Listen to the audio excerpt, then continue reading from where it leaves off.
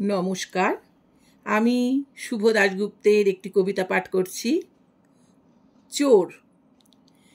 চোরেদের অবজ্ঞা করিবেন না, অধুনা ভারতীয় সভ্যতার ইহারাই কর্মকৃতিত্বে সর্বাপেক্ষা সফল। চোরেদের হেলাফেলা করিবেন না, ইহাদের উপর ভর দিয়া দেশ ও দশের যাবতীয় বারফাট্টাই চলিতেছে। চুরি বিদ্যা বড় বিদ্যা, একথা এদেশেই প্রথম বলা হইয়াছিল।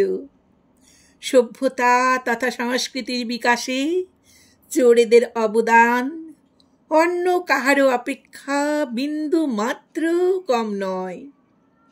যে যত বড় মাপের চোর, সে তত বড় মাপের মান্য ও গণ্যজন।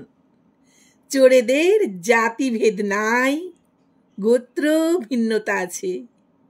ছিচকে চোর, দাগি চোর, স্বভাবী চোর, অভাবী চোর, নানা বর্ণের অভূতপূর্ব সমাহার।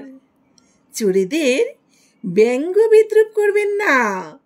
পশুখাদ্য চুরি, ভুসি বা কয়লা চুরি, গুদামজাত পণ্য চুরি, পুকুর চুরি, দিন দুপুরে চুরি, বোকা বানিয়ে চুরি, মাদক খাইয়ে চুরি, ভুল বুঝিয়ে চুরি।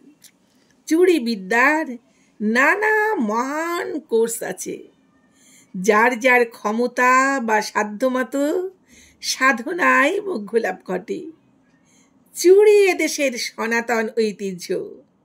অশ্বমেধ নামক রাজকীয় যজ্ঞের ঘোড়া চুরি করতে প্ররোচিত করা হইত জনতাকে, যাহাতে রাজা চোর মারিয়া সত্যি সত্যি রাজা হইতে পারেন। চুরি কোথায় নাই? হাসপাতালে চুরি, দুধের ডিপোয় চুরি, ব্যাংক পোস্ট অফিসে চুরি, স্টেশনে চুরি, রেলের কামরায় চুরি, এইরকম কত ভিন্ন ভিন্ন ঢঙে ও রঙে চুরি। ইংরেজ আমাদের স্বাধীনতা চুরি করিয়াছিল। ক্ষুদিরাম মাস্টারদার অমূল্য প্রাণ চুরি করিয়াছিল। স্বাধীন দেশের কর্তা নেতারা মানুষের স্বপ্ন আশা চুরি করিতেছেন। মানুষের সুখ শান্তি চুরি হইতেছে, ঘুম চুরি হইতেছে। অনিদ্রাক্লিষ্ট ভারতবাসী জাগ্রত নয়নে দেখিতেছে, এমনকি সীমান্তের সৈনিকের মৃতদেহ বহন করার কফিনেও চুরি হইতেছে। সবাই দেখিতেছে প্রকাশ্য চুরি, তবু সবাই নির্বাক, কেননা মানুষের বিবেক চুরি হইয়া গিয়াছে। নমস্কার, ভালো লাগলে সাবস্ক্রাইব করে সঙ্গে থাকার অনুরোধ রইল।